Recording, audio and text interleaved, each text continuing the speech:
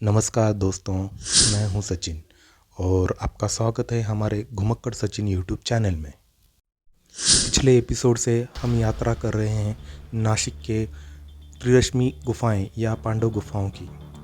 पिछले एपिसोड में हमने देखा कि इनका नामकरण पांडवलेनी कैसे हुआ। फिर हमने शकों का इतिहास, इंडो ग्रीक्स का इतिहास देखा। पिछले 2500 साल से महाराष्ट्र की भूमि पर शासन किए हुए अलग अलग ज्ञात शासकों की लिस्ट को क्रमानुसार देखा, जो पीछे की ओर अंग्रेज, मराठा, मुगल, निज़ाम, बहमनी सल्तनत, दिल्ली सल्तनत, यादव, चालुक्य, राष्ट्रकूट, वाकाटक, सातवाहन, मौर्य और महाजनपद काल तक पीछे की ओर जाता है। 10 नंबर की गुफा देखी जो क्षत्रप नहपान के दामाद उसवदत्त ने दान दी थी और उससे संबंधित शिलालेख भी पढ़ा। उसके बाद हमने स्फिंक्स और ग्रिफिन आकृतियों का इतिहास भी देखा। उसके बाद 11 नंबर की जैन गुफाओं को भी हमने देखा। आज के सेकंड एपिसोड में देखते हैं गुफा नंबर 3, जिसको देवी गुफा या बलश्री गुफा भी कहते हैं, और नासिक प्रशस्ति भी देखेंगे। यह है महादेवी गुफा या बलश्री गुफा। बलश्री सतवाहन राजा सतकर्णी की माता थी, जिसने अपने पोते द्वारा मतलब राजा पुलुवामी के द्वारा इसको खुदवाया था और यहाँ पे शिलालेख भी खुदवाया।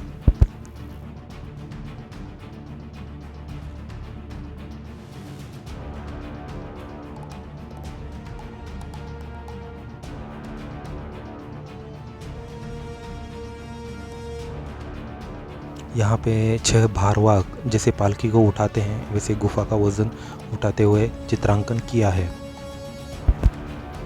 मगध के पाटलिपुत्र यानी पटना में जो लकड़ी के गैलरी के रेलिंग होते थे, वैसा डिज़ाइन वाले रेलिंग पत्थर के बने हुए दिखाई दे रहे हैं।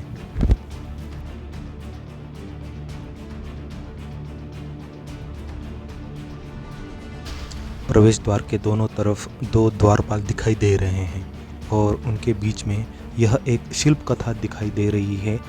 यह उस ज़माने की एक फिल्म की तरह है। इस पहले शिल्प में दिखाया गया है राजा शिवस्वाती सातकर्णी और राजलक्ष्मी। राजलक्ष्मी मतलब सातवाहन सत्ता का प्रतीक। दूसरे शिल्प में नहपान ने राजलक्ष्मी को हरण किया है, मतलब सत्ता से हटाया है। फिर युद्ध प्रसंग दिखाया है। सबसे ऊपर सातकर्णी राजलक्ष्मी को वापस लेके आते हैं। फिर राजलक्ष्मी दंडकारण्य में सातवाहनों के साथ राजा सातकर्णी पुलुवामी के साथ सुख से रह रही है, ऐसा दिखाया गया है। राजा पुलुवामी सातकर्णी का बेटा था। यह है स्तंभों पर उकेरी हुई कुछ नक्काशी। इस महादेवी गुफा में 3 अलग अलग शिलालेख खुदवाए हुए हैं। पहला शिलालेख 5.5 पंक्तियों का खुद सातकर्णी ने विजय के बाद खुदवाया है। दूसरा शिलालेख 7 पंक्तियों का सातकर्णी के पुनर्दान का है। और तीसरा शिलालेख सातकर्णी का बेटा पुलुवामी ने अपनी दादी बलश्री या गौतमी के आदेश पर सातकर्णी की प्रशंसा में खुदवाया है, जिसको नासिक प्रशस्ति भी कहते हैं। इन शिलालेखों को 1853 में इतिहास विशेषज्ञ Stevens, Brit, Bhandarkar, Bhagwanlal Indira, Edward, Arthur West, Builder, इन्होंने पढ़ा था। यह शिलालेख ब्राह्मी लिपि यानी धम्म लिपि और प्राकृत भाषा में है। 5.5 पंक्तियों के पहले शिलालेख का हिंदी में अनुवाद इस प्रकार से है। सीधम यानी विजयी हो, गोवर्धन के विजयी सेना के शिविर से बेनाकटक के अधिपति, बेनाकटक मतलब वैनगंगा नदी के पास का प्रदेश जो रप्पियम क्षत्रप को हरा के जिताया था, अधिपति गौतमीपुत्र सातकर्णी गोवर्धन के अमात्य विष्णुपति को आज्ञा करता हूँ, पश्चिमी ककड़ी मतलब अप्पर कड़ी गांव में अचकाल पक्ष के नाम से जाने जाने वाला 200 निवर्तन का खेत जो पहले उसवदत्त का था, वह अब हमारा है। यह खेत त्रिरश्मि गुफाओं के भिक्षुओं को हमने दिया है। इस खेत की आगे उल्लिखित रियायत दे रहे हैं। इस खेत में कोई भी राजसेवक प्रवेश ना करें, हाथ न लगाएं, नमक के लिए ना खोदें, राजदंडाधिकारी हस्तक्षेप ना करें, सारी रियायतें मिलें, खेत की और रियायतों का लेखा जोखा आप रखें। यह आज्ञा हमने जुबानी दी है, अमात्य शिवगुप्त ने लिख के ली है। वह महास्वामिकों ने मतलब मुख्य बौद्ध भिक्षु ने सुरक्षित रखी है। उसकी पट्टिका 18 संवत्सर वर्ष पक्ष दूसरा पहला दिन को दी गई। वह तपस ने तैयार की। स्वस्तिक चिन्ह के बाद दूसरा 7 पंक्तियों का शिलालेख है, जिसका हिंदी में अनुवाद इस प्रकार से। सीदम मतलब विजयी हो, गोवर्धन के अमात्य शामक को इस राज आज्ञा सूचित करें। राजा गौतमी पुत्र सातकर्णी और उसकी जीवसुता यानी ऐसी माता जिसका पुत्र जीवित है, राजमाता महादेवी की आज्ञा से गोवर्धन के अमात्य को हमारा कुशल मंगल सूचित करें और बताएं कि त्रिरश्मि पर्वत के धर्मादाय गुफाओं में रहने वाले सन्यासी भिक्षुओं को हमने ककड़ी गांव का एक खेत दिया था, पर वह खेत जोता नहीं जाता और गांव भी उजड़ गया है। इसलिए गोवर्धन नगर की सीमा पर का राजकीय खेत 100 निवर्तन जमीन त्रिरश्मि के भिक्षुओं को दे रहे हैं और खेत की सारी रियायतें दे रहे हैं। उस खेत में कोई भी सरकारी अधिकारी प्रवेश ना करें, हाथ ना लगाएं, नमक के लिए ना खोदें, राजदंडाधिकारी हस्तक्षेप ना करें। यह सब रियायतों का लेखा जोखा आप रखें। यह आज्ञा जुबानी दी है और द्वारपालिका लोटा ने लिख के लिए है। 24 संवत्सर वर्ष पक्ष चौथा दिन 5वां सुजीविनन ने उसकी पट्टिका की है। उससे पहले 24 संवत्सर वर्ष ग्रीष्म पक्ष के दूसरे पक्ष में 10वें दिन राजधानी में उसका लेखा जोखा किया था। तीसरा 11 पंक्तियों का शिलालेख राजा पुलुवामी ने अपने पिता सातकर्णी की प्रशंसा में अपनी दादी गौतमी या बलश्री के कहने पर खुदवाया। इसका हिंदी अनुवाद इस प्रकार से है।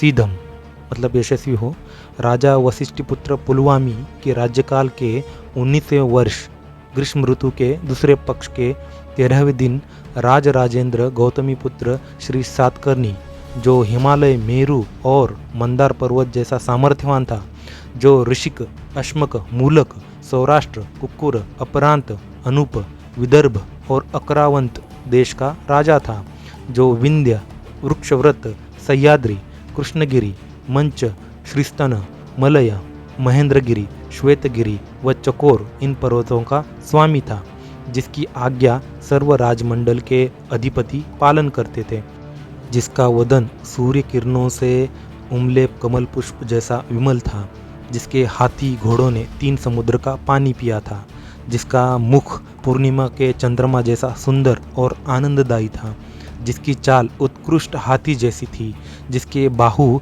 शेष के शरीर जैसे पुष्ट, लंबे और सुंदर थे, जिसका निर्भय हाथ औरों को हमेशा उदवदान देने से गिला होता था, जो अपनी सुखी माता की सेवा शुश्रूषा करता था, जो माता अपने आचरण में 3 पुरुषार्थों का देशकाल का उत्तम विभाग करती थी, जो अपने पौरजनों के सुख दुख में सहभागी होता था, जो क्षत्रपों के अभिमान और गर्व का दमन करता था, जिसने शक, यवन और पहलवों का उच्छेद किया, जो न्याय से प्राप्त कर का योग्य विनियोग करता था, जिसको अपराधी शत्रु का प्राण हरण करना पसंद नहीं था, जो ब्राह्मण परिवारों का पालन पोषण करता था, जिसने क्षहरात वंश जड़ से नष्ट किया, जिसने सातवाहन कुल को प्रतिष्ठा प्राप्त कराई, जिसके चरणों को सारे राजमंडल अभिवादन करते थे, जिसने अनेक युद्धों में शत्रु समूह जीते,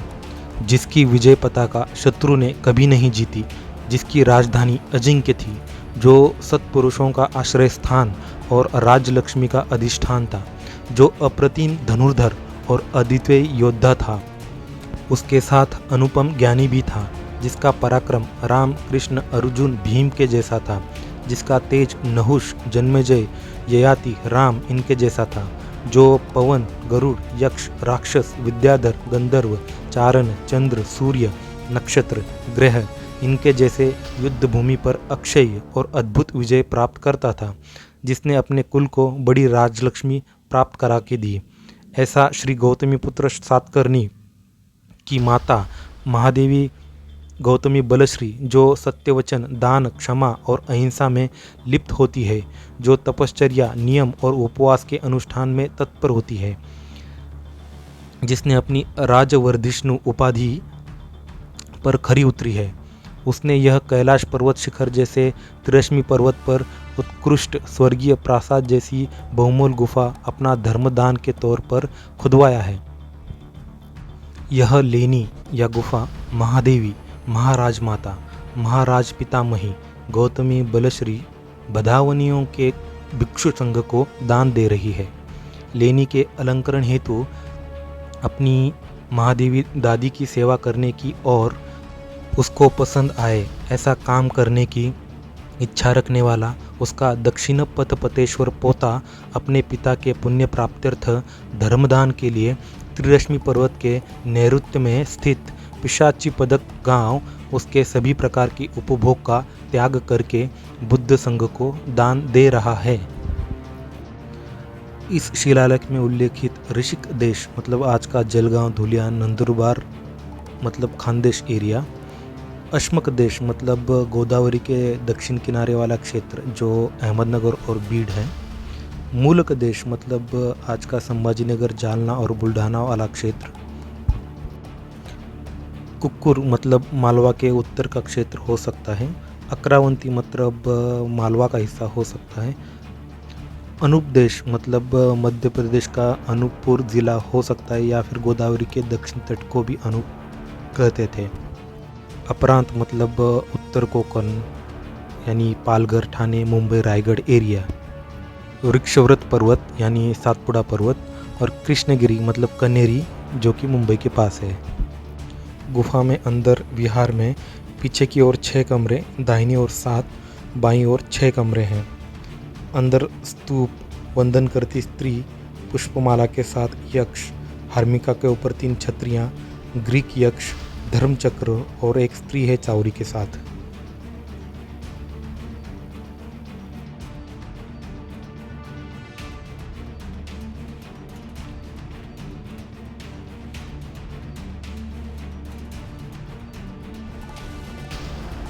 यह है संभाजीनगर के पास में स्थित पैठन का तीर्थखाम या तीर्थ स्तंभ।